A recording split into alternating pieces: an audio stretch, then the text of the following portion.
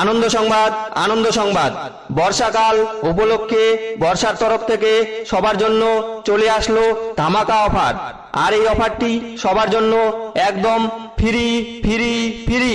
অফারটি হলো বর্ষায় মাত্র 30 মিনিট বৃষ্টির জলে ভিজলে একদম ফ্রিতে পেয়ে যাচ্ছেন 7 দিনের জ্বর, 8 দিনের সর্দি, 9 দিনের কাশি সহ 10 দিন বিছানায় শুয়ে থাকার সুবর্ণ সুযোগ।